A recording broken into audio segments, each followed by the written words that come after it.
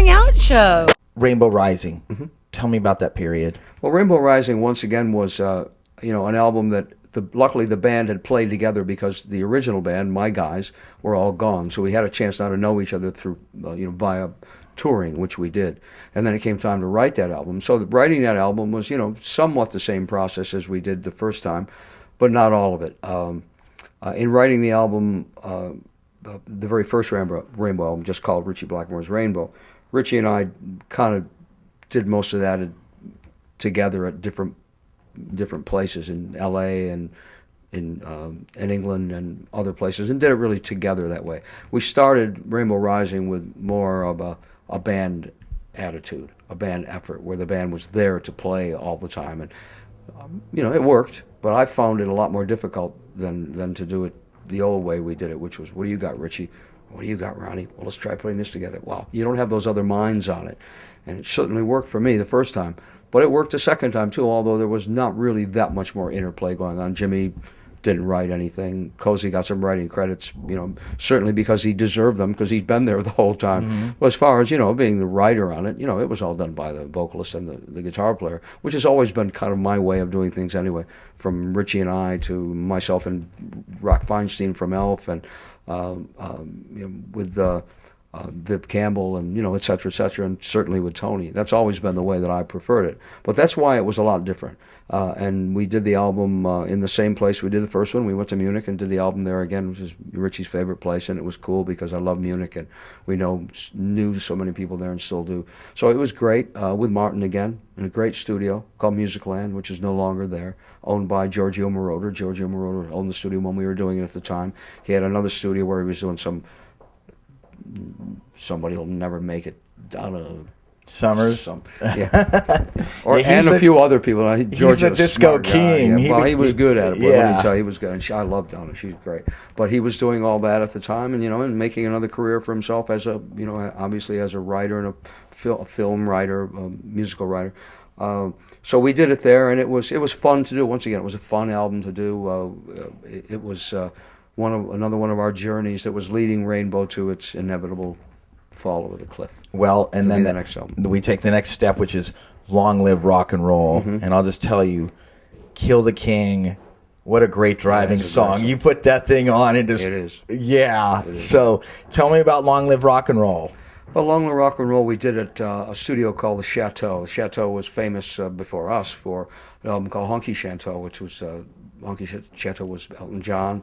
Well before Elton John, it was the home of like a summer home for Chopin and was it George Sands, who were hanging at the time, and they made it a studio. It was a 14th, 15th century, right up Ritchie Street, right up the Band Street, really, an old manor home residency where you lived and did all the things. And there we went through. I think the most memorable thing about that album is all the occult things that we went through, because we went through a severe phase of contacting a spirit that was the most scary thing I think any of us have ever been through. We'd always dabbled before. Certainly Ritchie did and I did, which was one of our points of conjecture, connection, I think. And we rose this spirit named Baal. So not to go into the whole thing, Baal was this really evil spirit whose name is on the album, on the Long and Rock Roll album. It says thanks to so on, thanks, like no thanks to Baal, who was really chaotic in stopping this album. I mean, the tape machines would just suddenly stop on their own. Doors that were locked that had only one key to one person whom we trusted would go up there and things would be playing, and and it just never ended. And it was the whole progression of that. Toward the very end, my manager Wendy and my wife Wendy Dio got pushed down the stairs and accused me of it. I was walking down the stairs. Cozy was behind me. She was probably 5 or 6 stairs ahead of me. Luckily, I had a box of china, antique china that we had bought there, and suddenly tumbled down the stairs and landed on the box of china, thank God, because it broke a fall. Only broke a couple plates. And she turned around and said, "You bastard." I said, "What? You pushed me." I said, "I didn't push you." "Yes, you did." I said, "Cozy?" "No, he wasn't even anywhere near you." And that was the final one. That was Baal going, "See ya." And years and years after that, we did a seance with the Dio band, and the first thing they came up was Baal again. "Hi, I'm Baal, Ronnie. I'm back." "No, you're not. I'm done." Yeah. We never did it again. But that was, I think, the highlight of all that was, how mysterious that whole album was to make. But with some great songs. I mean, Gates of Babylon. Yeah, Lady of the Lake. Lady of the Lake. Yeah, it just never goes on. It was a great album. Very punchy. Tell me about L.A. Connection. LA Connection was a song about the keyboard player. It was about Tony Carey, who was trying to get away from us because he was really despised by Richie and Cozy for some strange reason. Tony, I guess, just rubbed them the wrong way. And he was locked away and wasn't allowed to come out and play. He could play keyboards only when it was his time. Everybody else was gone at that point. I used to go in with Tony and play because I liked Tony. He was a great player, but Tony was a bit pretentious at times, and that rubbed the English really the wrong way. So Tony was not allowed to do anything except be in his room, and if we were there, he wasn't allowed to come and see us or have food with us or anything. Okay, if that's what. Obviously, the very beginnings of his end, and eventually Tony broke away, and he was able to contact his dad, I think, through the secretary, who finally gave in to his charms and allowed him to make a phone call, sent him a ticket. He legged it to Charles de Gaulle Airport, where we had the foresight to alert the police that he was carrying a lot of drugs and had stolen things from the studio. Whoa. So he didn't quite get out quite in time, but he did get out.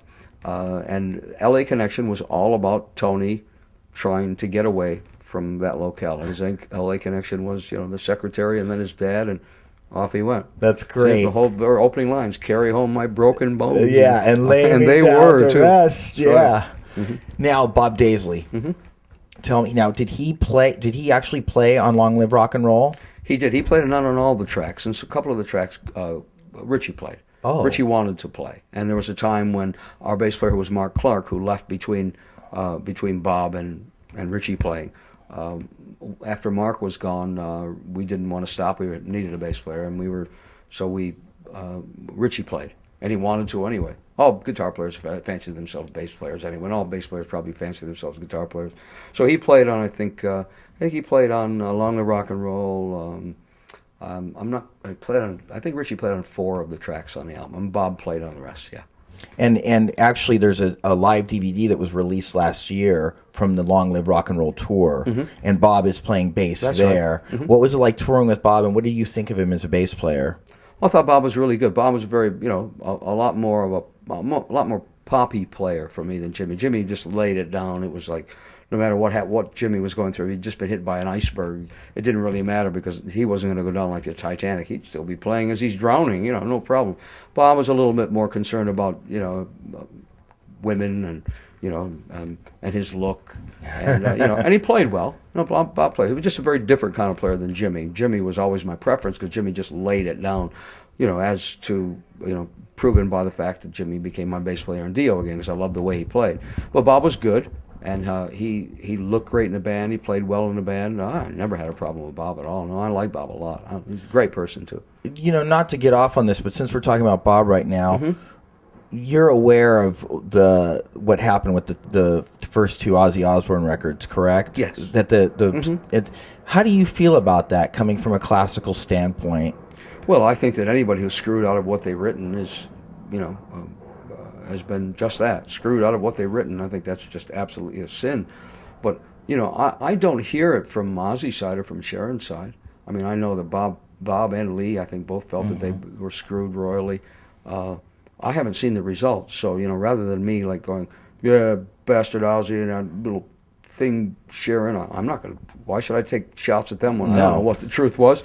But, if that did happen, I think it's horrible. I think any musician who gets done, it's horrible for it. But, that's why we are what we are, and that's why we have managers, because we, as musicians, are usually this very, very fragile little ego that needs to be pumped up all the time, doesn't know a thing about business, never will, doesn't care, thinks one does perhaps, and is always going to get screwed. Remember, the world is full of kings and queens who blind your eyes and steal your dreams. It's heaven and hell. And that's exactly what that is all about. Yeah. It's all about the musician getting screwed.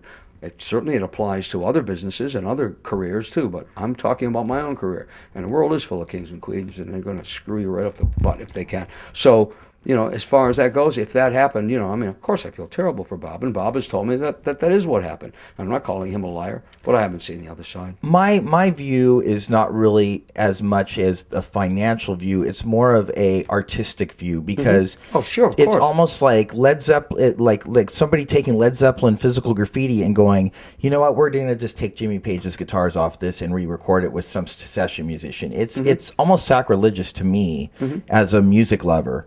So that was more where I'm coming from. I don't really want to take pot shots at anybody, but I was just wondering what your Well, artistically, I think it's just an absolutely the worst sin on earth. I mean, just stolen someone's inner workings. I mean, someone has just exuded some talent and some ideas that nobody else may ever have, and you've taken them for your own. I think that's absolutely horrible. But I guess we probably must remember that Ozzy probably sang all those songs. He probably created the melodies that he sang, knowing Ozzy. Whether he took them from somebody else's melody or not, I'm sure he did them, and if he did, right there is half the material. Especially, but if he didn't write the lyrics and he got screwed out of those, then somebody got screwed big time. But once again, not knowing what the situation was and what's been claimed and what hasn't been claimed. But from all the rumors I've heard in the past, it's always been that someone else did it and credit was taken where credit wasn't due. If that did happen, it's absolutely horrible. But I'm not the judge of that. I've always been curious what you would think about that. Well, but I think the same as you do. The Blairing Out Show.